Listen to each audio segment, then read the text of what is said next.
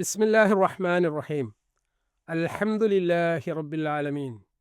വസ്സലാത്തു വസ്സലാമു അലാ റസൂലില്ല. പ്രിയ ശ്രോതാക്കളെ, നമ്മുടെ മാതാപിതാക്കൾ സ്വർഗത്തിൻ്റെ കവാടങ്ങളാണ്. വിശുദ്ധ ഖുർആൻ സൂറത്ത് ഇസ്രായിൽ ഒരു വചനമുണ്ട്, വഖളാ റബ്ബുക അല്ലാ തഅബുദു ഇല്ലാ ഇയ്യാഹ് വബിൽ വാലിദൈനി ഇഹ്സാന. അള്ളാഹുവിൻ്റെ ഒരു കൽപ്പനയാണ് നിങ്ങൾ അള്ളാഹുവെ മാത്രം ആരാധിക്കുക എന്നുള്ളത്. ഇത് പരാമർശിച്ചതിന് ശേഷം ഖുർആൻ ഉണർത്തുന്നത് നിങ്ങൾ മാതാപിതാക്കൾക്ക് പുണ്യം ചെയ്യണം എന്നുള്ളതാണ്. അതൊരു കൽപ്പനയാണ്. മാതാപിതാക്കൾ ആരാണ്? ഒരു വ്യക്തിയുടെ ജീവിതത്തിൽ നിർണായകമായ പങ്ക് വഹിച്ച, ഒരുപാട് ത്യാഗങ്ങൾ നിർവഹിച്ച ഒരു വ്യക്തിത്വമാണ് പ്രത്യേകിച്ച് മാതാവ്. മാതാവിൻ്റെ ആ ഒരു മഹനീയമായ പ്രവർത്തനങ്ങളാണ് നമ്മുടെ ജീവിതത്തിൽ ഒരുപാട് നന്മകൾ കൊണ്ടുവന്നിട്ടുള്ളത്.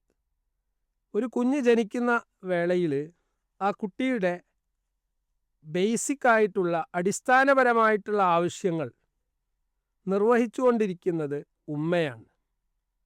മാതാവിൻ്റെ സ്വന്തം ജീവിതത്തെ അവഗണിച്ചുകൊണ്ട്, അല്ലെങ്കിൽ സ്വന്തം ജീവിതത്തിലുള്ള സുഖസൗകര്യങ്ങളെ വെടിഞ്ഞുകൊണ്ട് കുട്ടിയുടെ വളർച്ചയിൽ, നമ്മുടെ വളർച്ചയിൽ, നമ്മുടെ വൈകാരിക വളർച്ചയിൽ, അതുപോലെ തന്നെ നമുക്ക് ആവശ്യമായിട്ടുള്ള സപ്പോർട്ട് നൽകുന്നതിൽ ഒരു ഉമ്മ നിർവഹിക്കുന്ന റോള് അല്ലെങ്കിൽ പങ്ക് എന്നുള്ളത് വളരെ വലുതാണ്.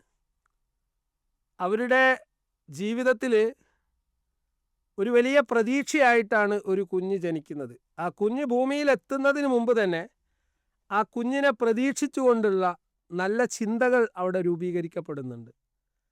ആ ഒരു പ്രതീക്ഷയുടെ മുമ്പിൽ അവർ സദാസമയവും പ്രാർത്ഥിച്ചുകൊണ്ടിരിക്കുകയാണ്. കാരണം എനിക്ക് ലഭിക്കുന്ന കുഞ്ഞ് എനിക്ക് കൺകുളിർമ നൽകുന്നതാവണം, സമൂഹത്തിനും കുടുംബത്തിനും ഒക്കെ ഉപകരിക്കുന്നതാവണം. ഇതിൻ്റെ അടിസ്ഥാനത്തിലാണ് ഒരു ഉമ്മ ധാർമ്മികമായിട്ടുള്ള ഗൈഡൻസ് നമുക്ക് നൽകുന്നത്. നമ്മുടെ ജീവിതത്തിൽ ശരിയും തെറ്റും എന്ത് എന്ന് കൃത്യമായി വിവേചിച്ചറിയാനുള്ള ബേസിക് ട്രെയിനിങ്, അടിസ്ഥാനപരമായിട്ടുള്ള ആ ഒരു ട്രെയിനിങ്, ആ ഒരു പരിശീലനം നമുക്ക് നൽകുന്നത് ഉമ്മയാണ്. ഉമ്മയുടെ ആ മഹനീയമായ സാന്നിധ്യമാണ് നമുക്ക് ശരിയും തെറ്റും വിവേചിച്ചറിയാനുള്ള ഒരു മാർഗം നിർണയിക്കുന്നത്. ഇന്നിപ്പോൾ ഞാൻ സംസാരിക്കുമ്പോൾ എനിക്ക് സംസാരിക്കാനുള്ള ഈ കഴിവ്, കമ്മ്യൂണിക്കേഷൻ സ്കില്ല്, ആദ്യമായിട്ട് എന്നോട് സംസാരിച്ചത് എൻ്റെ ഉമ്മയാണ്, എൻ്റെ മാതാപിതാക്കളാണ്. അതുകൊണ്ട് എൻ്റെ സംസാരം ഒരുപാട് ആളുകൾക്ക് ഉപകരിക്കുന്നുണ്ടെങ്കിൽ ആ ഉപകരിക്കുന്ന സംസാരം നടത്താനുള്ള തുടക്കം നടത്തിയിരിക്കുന്നത് എൻ്റെ ഉമ്മയുടെ അധ്വാനമാണ്. അതുകൊണ്ട് ആ ഉമ്മയോട് എനിക്ക് കടപ്പാടുണ്ട്. അതുപോലെ തന്നെ എൻ്റെ ജീവിതത്തിൽ വ്യത്യസ്തമായിട്ടുള്ള പ്രശ്നങ്ങൾ, ആ പ്രശ്നങ്ങളൊക്കെ വരുമ്പോൾ പ്രോബ്ലം സോൾവിങ് സ്കില്ല് എന്ന് ഇംഗ്ലീഷ് പറയും. പ്രശ്നങ്ങൾ പരിഹരിക്കാനുള്ള ശേഷി എന്നിൽ ഉണ്ടായിട്ടുണ്ടെങ്കിൽ, ജീവിതത്തിൽ ഞാൻ നേരിട്ട ഒരുപാട് സങ്കീർണമായ പ്രശ്നങ്ങളെ നേരിടാനുള്ള പ്രാരംഭ ഗൈഡൻസ് പ്രധാനമായും നൽകിയത് എൻ്റെ ഉമ്മയും ഉപ്പയും തന്നെയാണ്. അതുകൊണ്ട് ആ ഒരു കടപ്പാട് എൻ്റെ ജീവിതത്തിൽ അവരോടുണ്ടാവണം. എൻ്റെ വ്യക്തിത്വ രൂപീകരണം, അല്ലേ, എല്ലാം ത്യജിച്ചുകൊണ്ട്, എല്ലാ കഷ്ടപ്പാടുകൾക്ക് നടുവിലും പട്ടിണി കിടന്നുകൊണ്ട് എന്നെ ഊട്ടാനും എന്നെ ഭക്ഷിപ്പിക്കാനും എനിക്ക് വെള്ളം നൽകാനും എൻ്റെ സൗകര്യങ്ങളിൽ ശ്രദ്ധിക്കാനും എൻ്റെ വസ്ത്രധാരണത്തിൽ ശ്രദ്ധിക്കാനും ഒക്കെ എൻ്റെ ഉമ്മക്ക് സാധിച്ചത് കൊണ്ടാണ് ഇന്ന് ഞാൻ ഈ അവസ്ഥയിൽ എത്തിയിരിക്കുന്നത്.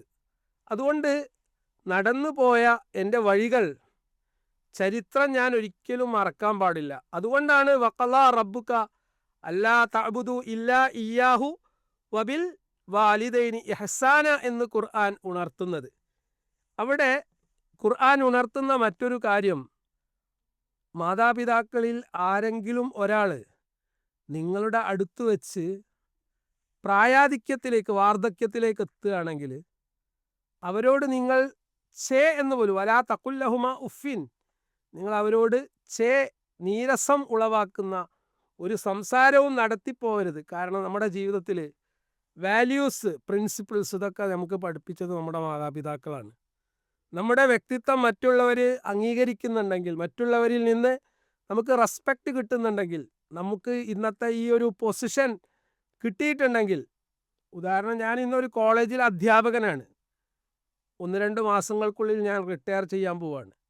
ഈ ഒരു പൊസിഷനിലേക്ക് എന്നെ ആദ്യമായി കൈപിടിച്ച് കൊണ്ടുവന്നത് എൻ്റെ ഉമ്മയും ഉപ്പയുമാണ്. അതുകൊണ്ട് എനിക്ക് അവരോടുള്ള കടപ്പാട് വളരെ വലുതാണ്. കാരണം അവരില്ലായിരുന്നെങ്കിൽ, അവർ എനിക്ക് വേണ്ടി ത്യാഗം ചെയ്തിട്ടില്ലായിരുന്നെങ്കിൽ, അവർ എനിക്ക് വേണ്ടി ആത്മാർത്ഥമായി പ്രാർത്ഥിച്ചിട്ടില്ലായിരുന്നെങ്കിൽ, അവർ എന്നെ കെയർ ചെയ്തിട്ടില്ലായിരുന്നെങ്കിൽ, അവർ എന്നെ സ്നേഹിച്ചിട്ടില്ലായിരുന്നെങ്കിൽ ഒരിക്കലും ഈ ഒരു പൊസിഷനിലേക്ക് ഞാൻ എത്തുമായിരുന്നില്ല. അതുകൊണ്ട് എൻ്റെ ഒരു വലിയ ബാധ്യതയാണ്, ഡ്യൂട്ടിയാണ് അവരെ തുറന്ന് സ്നേഹിക്കുക എന്നുള്ളത്. കാരണം എൻ്റെ ഉമ്മ, എൻ്റെ ഉപ്പ എന്നെ അൺകണ്ടീഷണലായി സ്നേഹിച്ചിട്ടുണ്ട്. തിരിച്ചെന്തെങ്കിലും അവർക്ക് ലഭിക്കും എന്നുള്ള ഒരു ലക്ഷ്യത്തിൻ്റെ പിന്നിലല്ല അവരെന്നെ സ്നേഹിച്ചത്. അവർക്ക് ഒന്നും കിട്ടിയാലും കിട്ടിയിട്ടില്ലെങ്കിലും നമ്മൾക്ക് വേണ്ടിയിട്ടാണ് അവർ അവരുടെ സമയം ചിലവഴിക്കുന്നത്. എൻ്റെ ഉമ്മക്ക് ഇപ്പോൾ 92 വയസ്സായി. എനിക്കറിയാം, ഇപ്പോഴും ഞാൻ എൻ്റെ ഉമ്മയുടെ അടുത്ത് നിൽക്കുമ്പോൾ അല്ലെങ്കിൽ ഉമ്മൻ്റെ അടുത്തേക്ക് ചെല്ലുമ്പോൾ ഉമ്മ എൻ്റെ മുഖത്ത് നോക്കിക്കൊണ്ട് നീ ഭക്ഷണം കഴിച്ചോ, നിനക്കത് കിട്ടിയോ.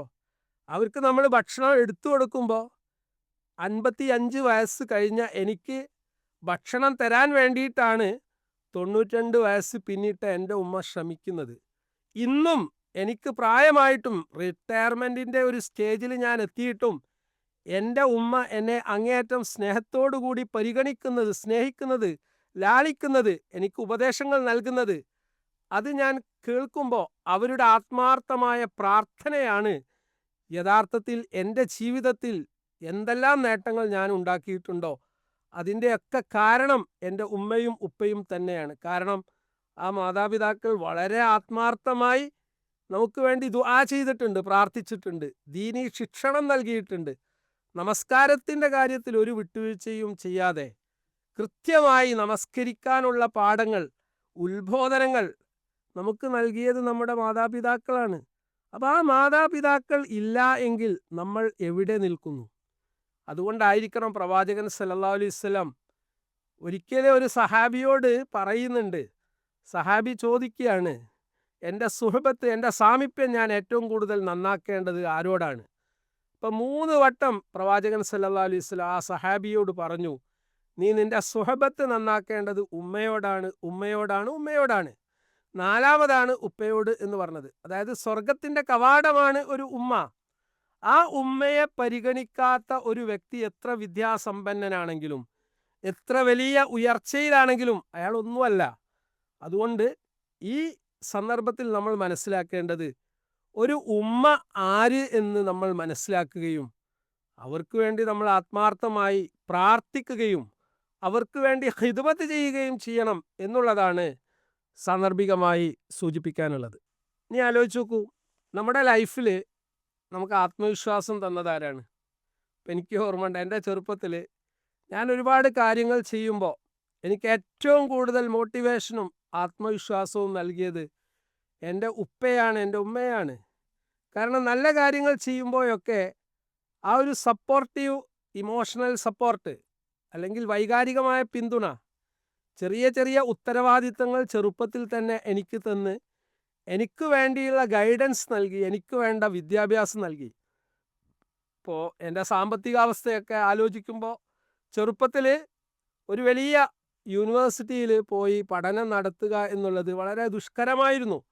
എന്നാൽ ഉപ്പ എന്നോട് പറഞ്ഞു, നീ പോയിക്കോ, നീ അവിടെ പോയി പഠിച്ചോ, സാമ്പത്തിക പ്രയാസങ്ങളൊക്കെ നമുക്ക് പരിഹരിക്കാം.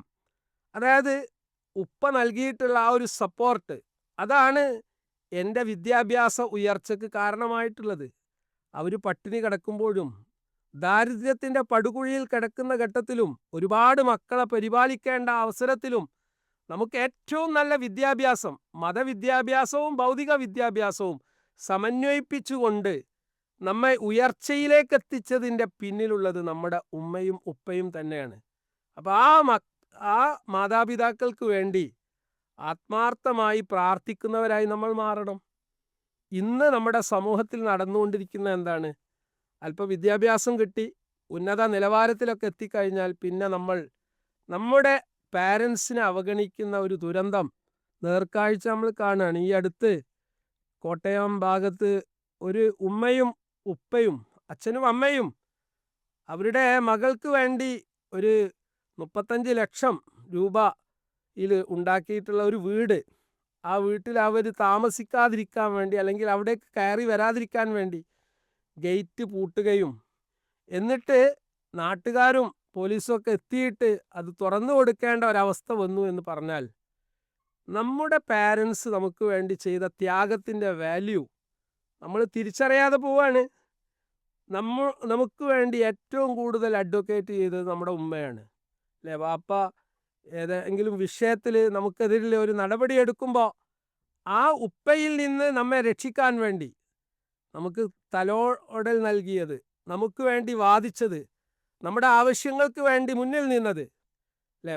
ചില ഘട്ടങ്ങളിലൊക്കെ നമ്മൾ വീട്ടിൽ എത്താൻ ലേറ്റായി, എല്ലാവരും ഉറങ്ങുന്ന സമയത്താണ് വീട്ടിലെത്തിയെങ്കിൽ ഉമ്മ കാത്തിരിക്കുകയാണ് നമുക്ക് നമ്മുടെ വാതിൽ തുറന്നു തരാൻ വേണ്ടി. കാരണം അത്രത്തോളം കെയറിങ് നമ്മുടെ ഉമ്മയുടെ ഭാഗത്തു നിന്ന് നമുക്ക് കിട്ടിയത് കൊണ്ടാണ് നമ്മൾ ഈ വളർച്ചയിൽ എത്തിയിട്ടുള്ളത് എന്ന് നമ്മൾ മറക്കാൻ പാടില്ല. അതുപോലെ ഈ പണ്ട് കാലത്തൊന്നും വേണ്ടത്ര ഭക്ഷണം നമുക്ക് കിട്ടിയിട്ടുണ്ടായിരുന്നില്ല, അല്ലേ? അവർ വളരെ പരിമിതമായ ഭക്ഷണമാണ് കഴിച്ചത്. ആ പരിമിതമായ ഭക്ഷണം കഴിക്കുന്ന വേളയിലും നമ്മൾ അവരിൽ നിന്ന് നല്ല എന്തെങ്കിലും ഭക്ഷണം ചോദിക്കുമ്പോൾ അവർ കഴിക്കാതെ അവർ തീറ്റിപ്പിക്കുന്നതായിട്ടാണ് നമ്മൾ കാണുന്നത്. എൻ്റെ ചെറിയ കുട്ടികളെ എൻ്റെ ഭാര്യ പോറ്റുന്നത് ഞാൻ കാണുന്നുണ്ട്. അതായത് പലപ്പോഴും അവർ ഉറക്കമൊഴിക്കുന്നു.